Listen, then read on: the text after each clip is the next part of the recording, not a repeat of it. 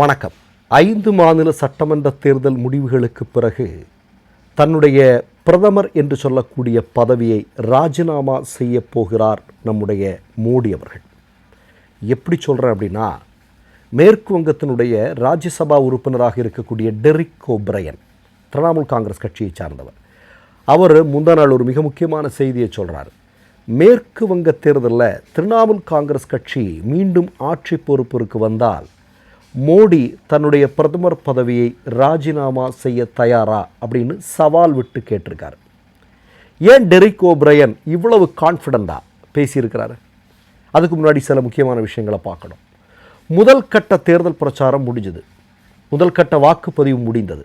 அமித்ஷா ஒரு செய்தியை சொல்கிறார். என்ன சொல்கிறாருன்னா, முதல் கட்ட வாக்குப்பதிவு நடந்த இடத்துல இதிலேயே, அதாவது அந்த வாக்குப்பதிவு நடந்த இடத்தை வைத்தே நாங்கள் பெரும்பான்மையை பெற்றுவிட்டோம், ஆட்சி அதிகாரத்திற்கு வரக்கூடிய அளவிற்கான இடங்களை முதல் கட்ட வாக்குப்பதிவிலே நாங்கள் அடைந்து விட்டோம் அப்படின்னு அமித்ஷா சொல்கிறார். ரெண்டாம் கட்ட பிரச்சாரத்தை முடிச்சுட்டு விமானத்தில் போகிறதுக்கு முன்னாடி பிரதமர் மோடி சொல்கிறார், பாஜகவினுடைய முதலமைச்சர் பதவியேற்பு நிகழ்வில் நான் கலந்துக்க வரேன் அப்படின்னு சொல்கிறார். ஏன் மோடி அமித்ஷாவும் இப்படி பேசினாங்க? அதற்கு இந்த சமீபத்தில் மேற்கு வங்கத்தில் நடந்து முடிந்திருக்கக்கூடிய தேர்தலை பற்றி சில விஷயங்கள் பார்க்க வேண்டியிருக்கிறது. அதாவது நீங்கள் தமிழ்நாடு, கேரளம், அசாம், பாண்டிச்சேரி எல்லாத்தையும் விட்டுருங்க. மேற்கு வங்கத்தை இந்த முறை ஆர்எஸ்எஸ் எப்படியாவது வெற்றி பெற வேண்டும் என்பதற்கு பல்வேறு திட்டங்களை தீட்டினார்கள். முதல் விஷயத்தை நான் சொல்கிறேன்.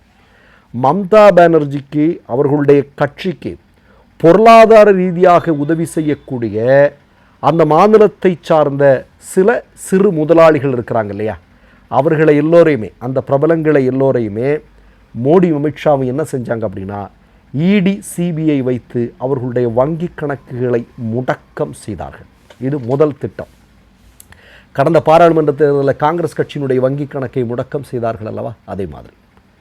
ரெண்டாவது என்ன பண்ணாங்க அப்படின்னா, உத்தரப்பிரதேசத்தில் இருக்கக்கூடிய ஒரு ஐபிஎஸ் அதிகாரி, உத்தரப்பிரதேசம் தெரியுமே நமக்கு எப்படி என்ன காட்டாட்சி நடந்து கொண்டிருக்கிறது, இந்த உத்தரப்பிரதேசத்தில் இருக்கக்கூடிய ஒரு ஐபிஎஸ் அதிகாரியை அங்கே கொண்டு வந்து பொறுப்பில் போட்டு மோடி என்ன பண்ணார் அப்படின்னா, மம்தா பானர்ஜியினுடைய கட்சியை சார்ந்த 2000க்கும் அதிகமான மிக முக்கியமான தலைவர்கள் சிறைப்படுத்தப்பட்டார்கள். இது ரொம்ப முக்கியமான விஷயம். அப்போ மொத்தத்தில் டிஎம்சியை முழுமையாக முடக்கி வெற்றி பெற வேண்டும் என்பதுதான் இவங்க திட்டம். தேர்தல் ஆணையம் வேடிக்கை பார்த்து கொண்டிருந்தது. அது மட்டுமல்ல, ஏறத்தாழ எஸ்ஐஆர் என்று சொல்லக்கூடிய விஷயம் மிக மோசமாக கையாளப்பட்ட மாநிலம் அப்படின்னா அது மேற்கு வங்கம் என்று சொல்கிறார்கள். ஏறத்தாழ 1 கோடிக்கும் ஏறத்தாழ 1.25 கோடி மக்கள் இந்த வாக்காளர் பட்டியலிருந்து நீக்கம் செய்யப்பட்டார்கள். அதிலேயும் முர்ஷிதாபாத் மாதிரியான இஸ்லாமிய மக்கள் அதிகமாக வாழக்கூடிய பகுதியில் இஸ்லாமிய மக்களுடைய வாக்குகள் நீக்கம் செய்யப்பட்டன, பெயர்கள் நீக்கம் செய்யப்பட்டன.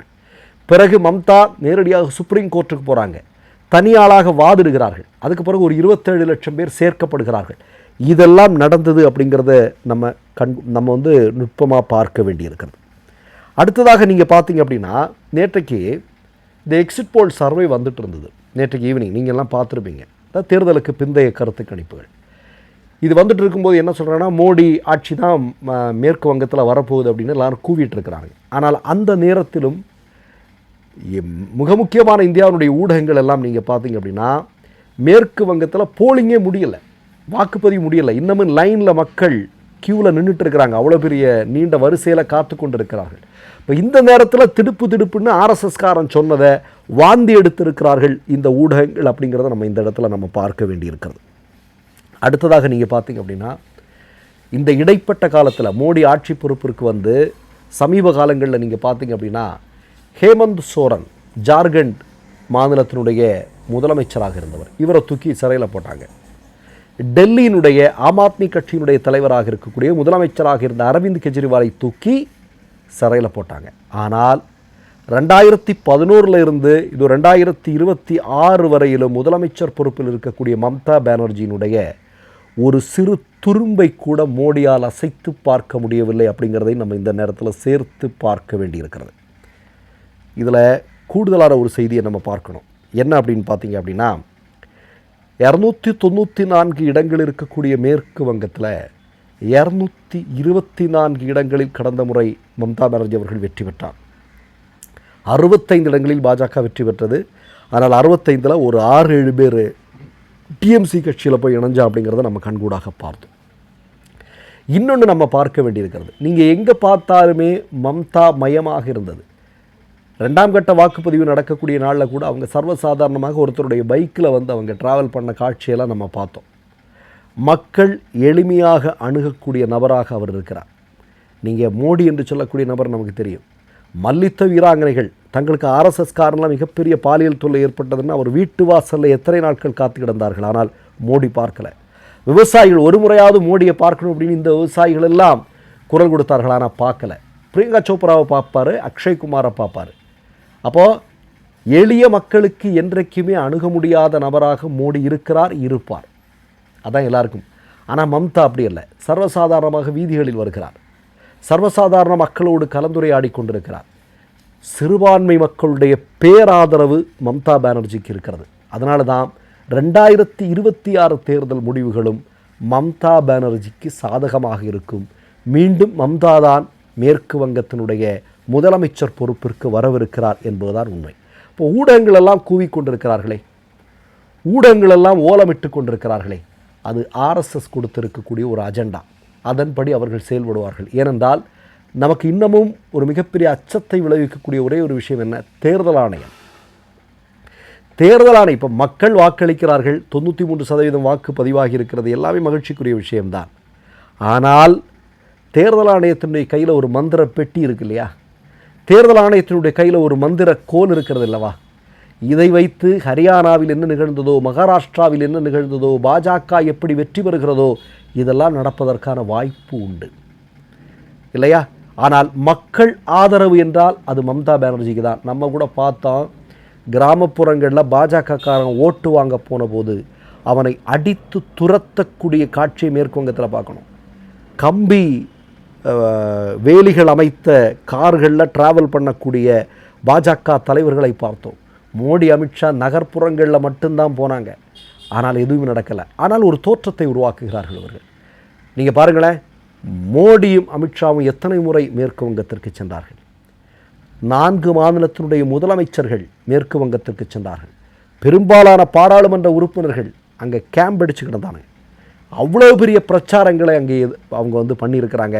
இதில் கூடுதலான பொய் பிரச்சாரங்கள் வேறு. எவ்வளோ பெரிய பொய் பிரச்சாரங்கள். ஜெய் ஸ்ரீராம் என்று சொல்லக்கூடிய மோடி அங்கே போய் ஜெய் காளி என்று சொல்கிறார். அப்போ எவ்வளவு பெரிய தேர்தல் மோசடிகளில் எல்லாம் இந்த கட்சிக்காரங்க ஈடுபடுகிறார்கள் என்று பாருங்கள். ஆனால் இது எதுவுமே மேற்கு வங்க மக்களிடம் எடுபடவில்லை என்பதுதான் உண்மை. மம்தா பானர்ஜி அவர்கள் அங்கே வெற்றி பெற்று மீண்டும் முதலமைச்சர் பொறுப்பிற்கு வரவிருக்கிறார். மற்றொரு நிகழ்வில் சந்திப்போம். நன்றி, வணக்கம். 3 யூடியூப் சேனல்கள் வியாபாரத்திற்கு இருக்கிறது. தேவைப்படுபவர்கள் இந்த எண்ணுக்கு தொடர்பு கொள்ளுங்கள்.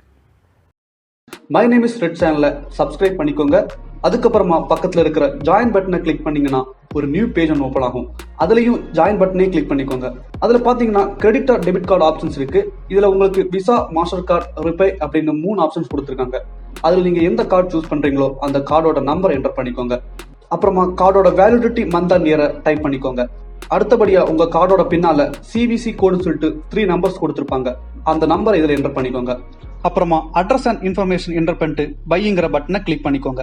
ஒருவேளை உங்க கார்டு நம்பர் இன்வாலிட்னு காமிச்சிச்சுன்னா உங்க கார்டுல இன்டர்நேஷனல் யூசேஜை எனேபிள் பண்ணுங்க.